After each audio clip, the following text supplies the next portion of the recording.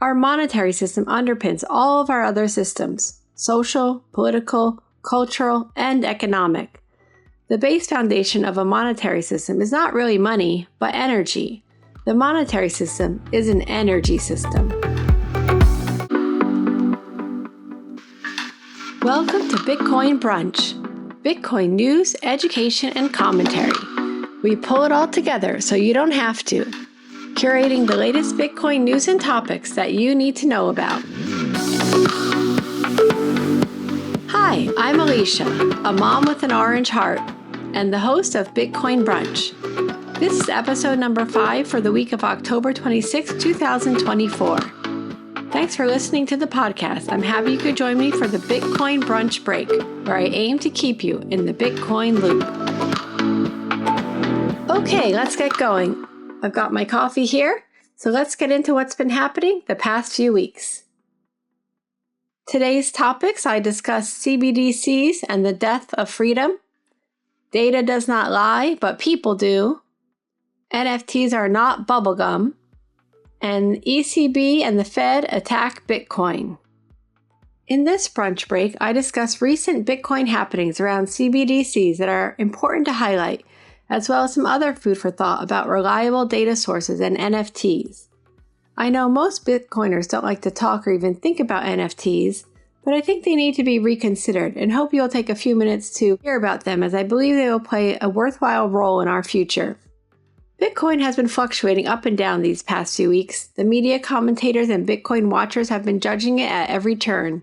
The price action is exciting to watch and seems to be the primary point of discussion across the financial world. But despite all the volatility, Bitcoin is steadfast at its core.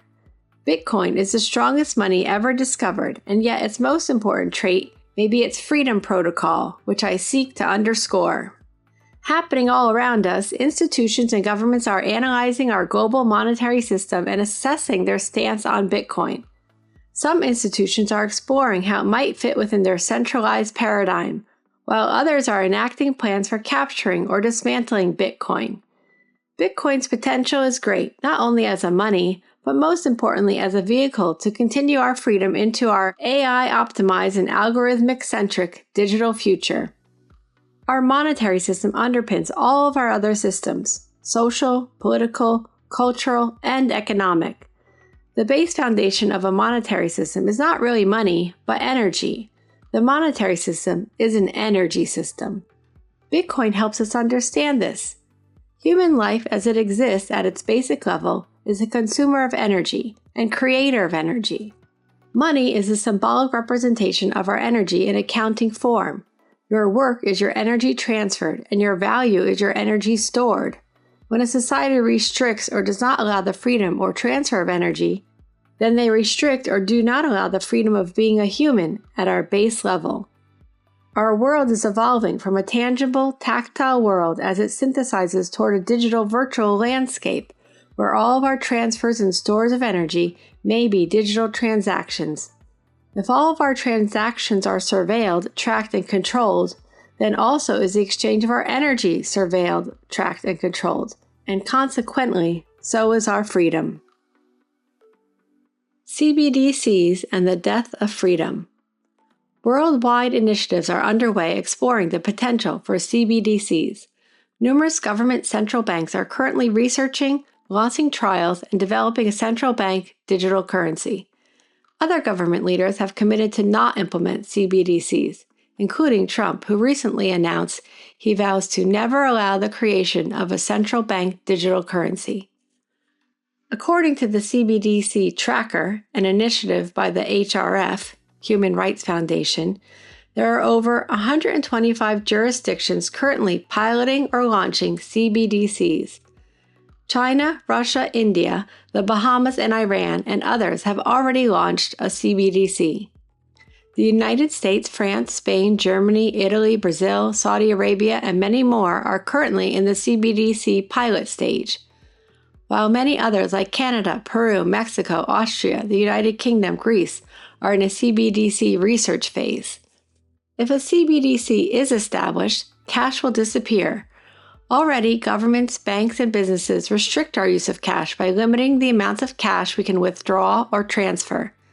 Some businesses no longer accept cash and favor credit cards or mobile pay, while others discourage cash payments with longer lines or additional fees. The EU now limits cash transactions to under €1,000, and any transaction above that limit is illegal. These limitations cunningly force citizens down a neatly tailored pathway towards CBDCs.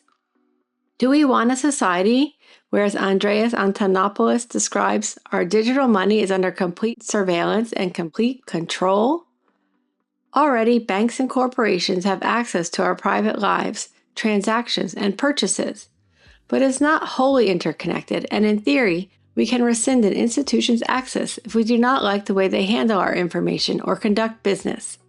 Imagine where every transaction you make, every purchase, every spend, everywhere you go, every business you interact with, every doctor payment, every school payment, every neighbor payment, babysitter, lawn care, coffee, restaurant visit, car rental, Uber drive, airfare, hotel, cigarette, medicine, nail polish, tampon, condom, and margarita purchase is accounted for, tracked, and surveilled by the government.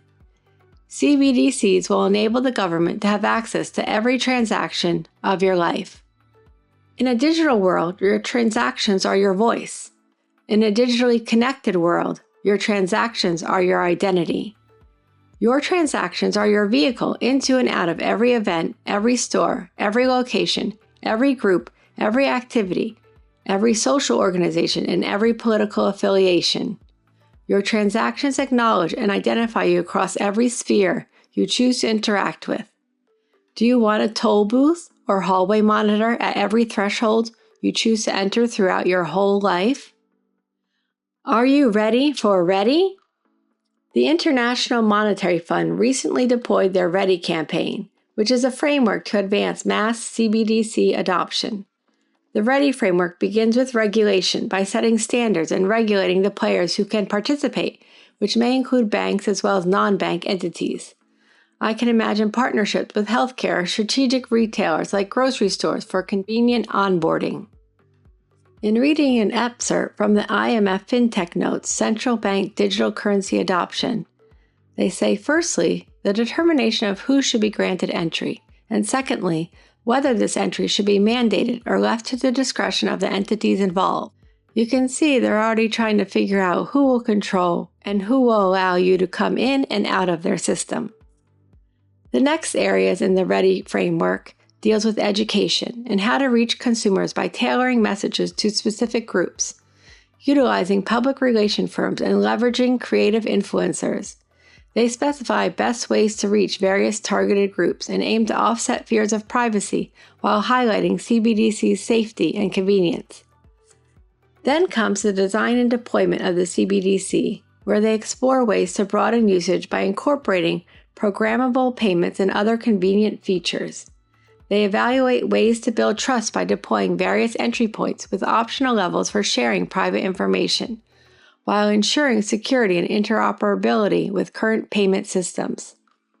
As well, they discuss ways to integrate into third-party apps and platforms, where they can optimize the tracking of sales trends and inventory in real time. Lastly, the Ready framework looks at how to provide incentives to onboard consumers, banks, and other intermediaries.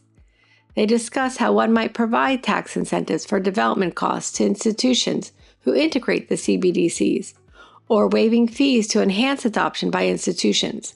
They outline ways to incentivize consumer adoption through airdrop lotteries, merchant discounts, or loyalty points. Can you imagine the excitement of getting airdropped 500 extra loyalty points for paying your federal taxes early? Or the comfort one would feel by having your transactions added to a real-time database of pregnancy kit purchases. Perhaps they will even make a live ticker chart for all CBDC users who spent the most that day, or donated the most loyalty points to the global charity of the day. I imagine COVID-like graphic bulletins will be deployed to aid adoption, playing into fears and feelings of being excluded. Instead of tracking COVID, imagine a nightly news chart tracking our CBDC participation. Imagine green dots, CBDC eagle, 500 loyalty points for all registered residents. Yellow dots for CBDC Liberty. No fees for 1 month for all registered residents. Red, CBDC Spirit. 10 residents per day will be airdropped 1,000 CBDC loyalty points for registering. And dark red is CBDC Turkey. Every neighbor who helps register another neighbor will get 500 CBDC loyalty points. A campaign for CBDCs may well be the gamification of onboarding the masses toward the complete surrender of human freedom. In today's fast-paced world of continuous data feed and pinging notifications, sometimes we just break down from the annoying pestilence of technology and give up from mere weariness.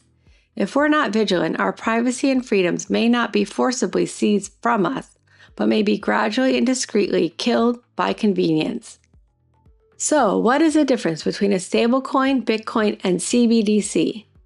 Both stablecoins and CBDCs are digital tokens serving as currency.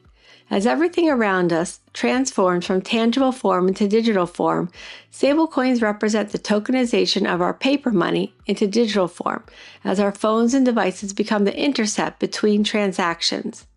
Stablecoins are backed one-to-one to an underlying asset, which could be any asset, but typically a fiat currency like the USD, and thus pegged to the value of the asset held in reserves. A stablecoin is somewhat decentralized, although they are still managed by a single entity in the private sector.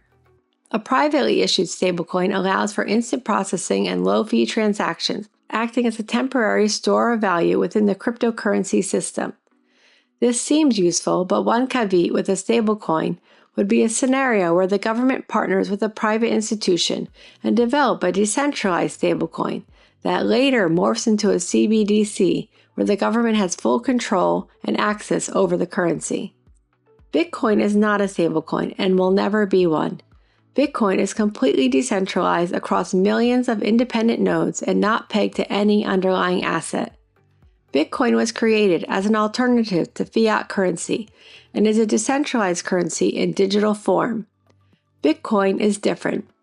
Bitcoin is the asset, and its value is determined by the market, fluctuating with supply and demand. Unlike both stablecoins and CBDCs, Bitcoin supply is fixed. It can never be devalued, and anyone can use it without anyone's permission. A CBDC is a government-issued digital token. A CBDC is most similar to a stablecoin, but instead of being pegged to any underlying asset, it is a digital currency acting as the official digital fiat of a government or country. A CBDC is absolutely centralized, issued, and controlled by the government. CBDCs are not pegged to anything and can be increased in number at any time, completely affecting the value of the currency. In a nutshell, a CBDC is centralized, owned and managed by an institution or government, governed, controlled, and provided by the government. A closed system where you are granted access and must ask permission, unlimited in supply and can be increased and devalue your money, and censorable. If what you say or do is not liked, you can be debanked. Whereas Bitcoin is decentralized, owned by no one with power spread across millions of individual nodes. Independent, controlled by no one and provided by the market. It's an open system, no barriers to enter, and don't need to ask anyone or be a member of any institution. It's finite in supply. There are only and will ever be 21 million Bitcoin. And most importantly, censorship resistant. You can't be debanked or cut off because you have a different opinion or beliefs. Through a government-controlled centralized system, CBDCs result in an immense evasion of the individual's freedom.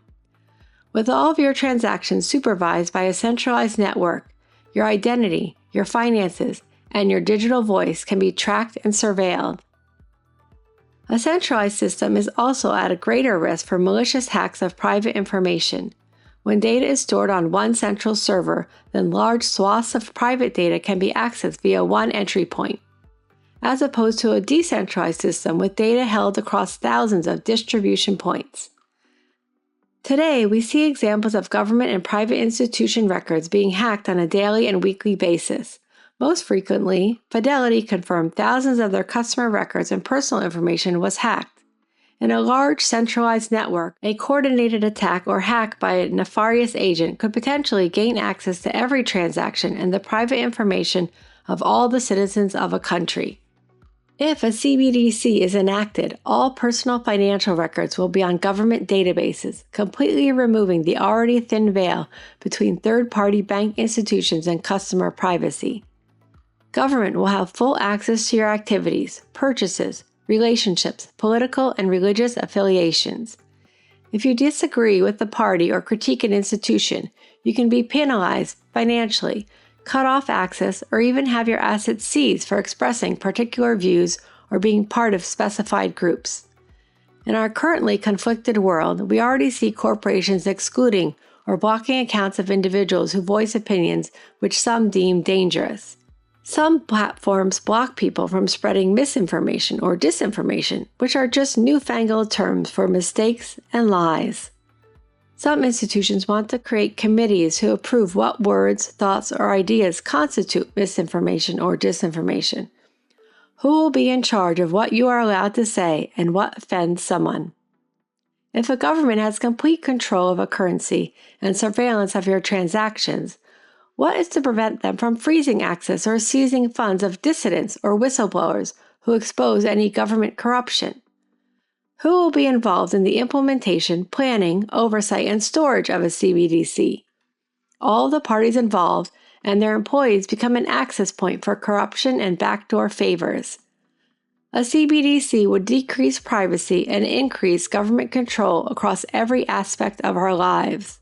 A CBDC is in complete opposition to Bitcoin. The pathway to a central bank digital currency leads to an end with the complete loss of freedom of an individual's privacy, identity, and voice. Bitcoin preserves your privacy in a digitally interconnected future. Bitcoin does not exclude anyone from participating and enables person-to-person transactions outside of a centrally controlled and surveilled monetary system. Bitcoin gives you the opportunity to speak and act freely. Bitcoin ensures your freedom to live, freedom to transact, and freedom to speak without retribution. Here is a quote from Ayn Rand. "The right to agree with others is not a problem in any society. It is the right to disagree that is crucial. It is the institution of private property that protects and implements the right to disagree." Data does not lie, but people do. Many personal decisions, economic policies, and political decisions are made based on analyst reports and data provided. You read an article or news story and are presented with data that you believe is accurate. The information we receive affects our thoughts and actions and influences our beliefs. We rely on many actors to convey ample information to us daily across various media points. As we read and consider the information received, it is important to ask, who is gathering the information, and is the data accurate?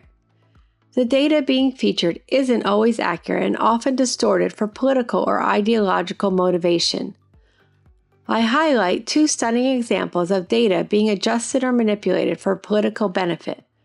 One institution hypes all the new jobs they created, while another flaunts how crime has been reduced.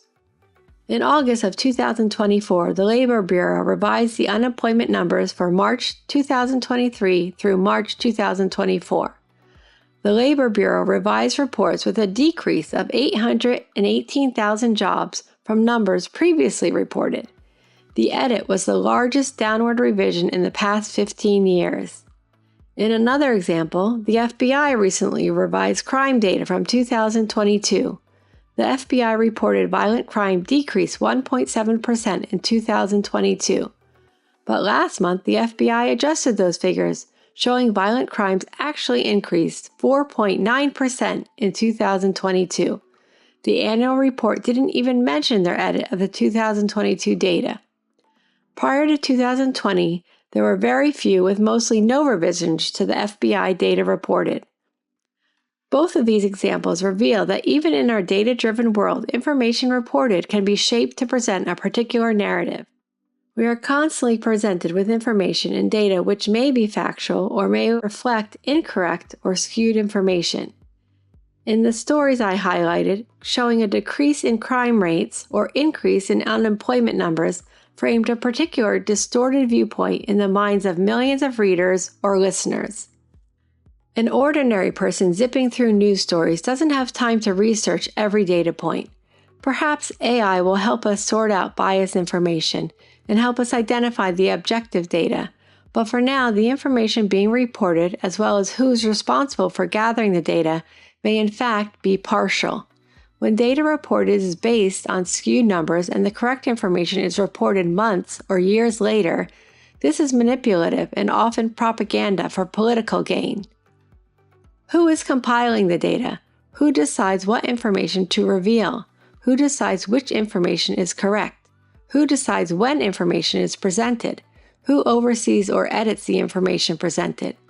Who decides the timing of when inaccuracies are revised? Who employs the information gatherers and data compilers?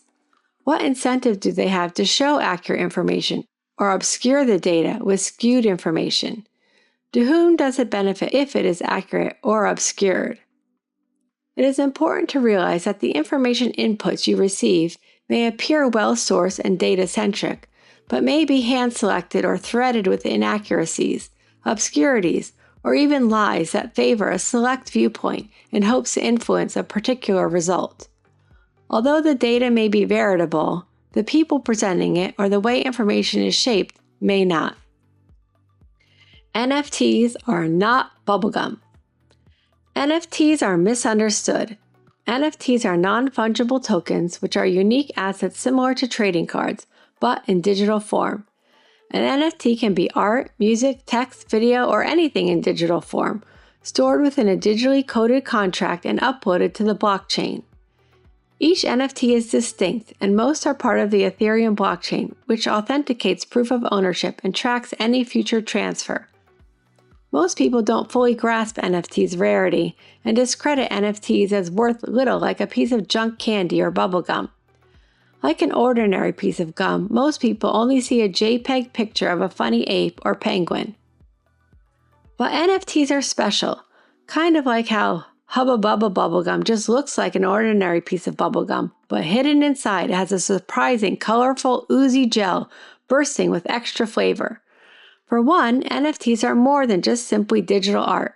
NFTs are art plus algorithm, embedded through time, a stream of the human consciousness captured on the blockchain.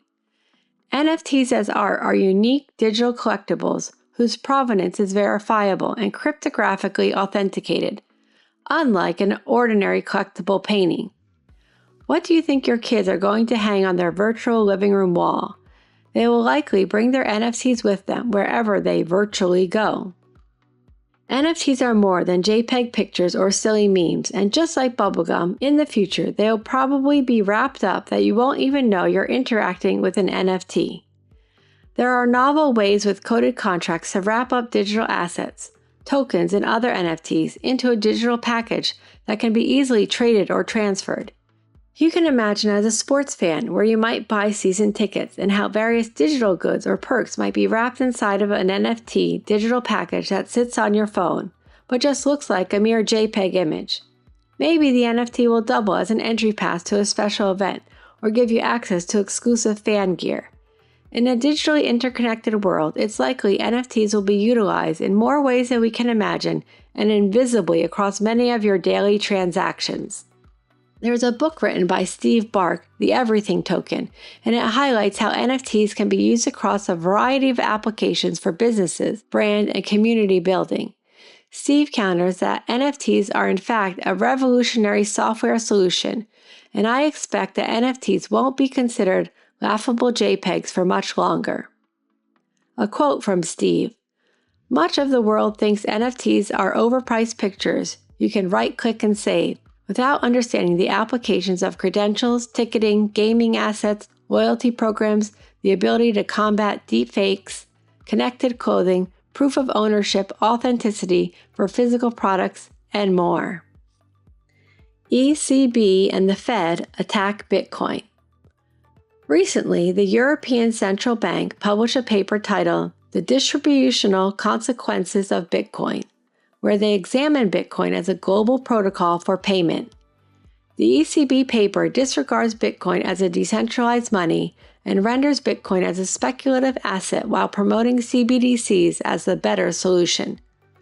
The ECB paper lays groundwork for the taxation and ban of Bitcoin, claiming early Bitcoin holders steal economic value from latecomers, among other insults. Within the same week, the Minneapolis Fed followed the ECB with its own paper titled Unique Implementation of Permanent Primary Deficits, suggesting a legal prohibition of Bitcoin or a tax on Bitcoin are forms of financial repression that may be useful. The ECB paper reveals the views and analysis of the central bank's position, while the Fed paper looks at making Bitcoin illegal or taxing Bitcoin with algorithms for implementing continuous deficits. Both the ECB and Minneapolis Fed papers are worth skimming through, as underpinning both papers are the tenets for a raid on Bitcoin. Bitcoin experts quickly called attention to the ECB paper, and a group immediately set out to write a rebuttal. Within a matter of days, Murray Rudd, Alan Farrington, Freddie New, and Dennis Porter produced a rebuttal called Challenging Bias in the ECB's Bitcoin Analysis, which revealed the ECB's paper only serves itself and aims to ensure its continued control over the monetary system.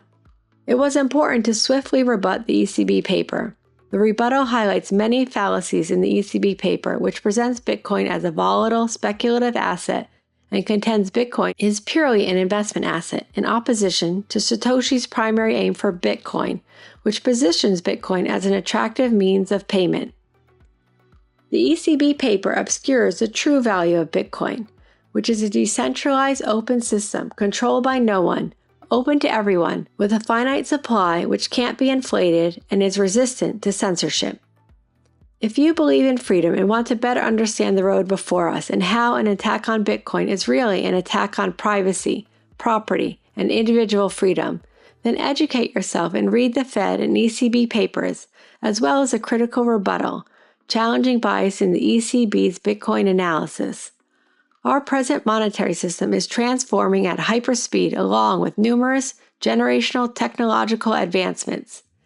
If we blink too long, we might miss the part, now, where we have the chance to ensure financial and individual freedom continues for our children into the forthcoming digitally connected future. Here's a quote from Harry Binswanger.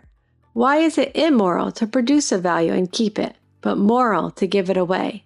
And if it is not moral for you to keep a value, why is it moral for others to accept it? If you are selfless and virtuous when you give it, are they not selfish and vicious when they take it? And so now we close with some Bitcoin math. Usually I add some mathematical related Bitcoin thinking here, but this time I found a recent post by WS Bitcoin, which I felt is more valuable and got me thinking about keeping track of your crypto purchases and calculating cost basis of Bitcoin purchases. Considering the year-to-date price of Bitcoin and that we are currently in Q4 2024, it's wise to consolidate paperwork now before the year-end madness begins and create a spreadsheet calculating any asset purchases indicating amount, date, fees, etc. This reminder may help you commence the process, or note to self. I urge you to check out the post, and I'll drop a link in the show notes. As well, any of the articles and posts referenced in this podcast will either have a link in the show notes or you can find it in my article number 5, published on X. Thanks for listening to my brunch break, where I aim to keep you in the Bitcoin loop. If you enjoyed our brunch break, then grab a cup of coffee with me next time and follow Bitcoin Brunch on X for daily, weekly updates. Rise and shine, everyone, and have a brilliant day. This is Alicia with Bitcoin Brunch, Bitcoin news, education, and commentary, a source for women and busy people. The brunch brief is provided for informational and entertainment purposes only. It's not offered or intended to be used as legal, tax, investment, financial, or other advice.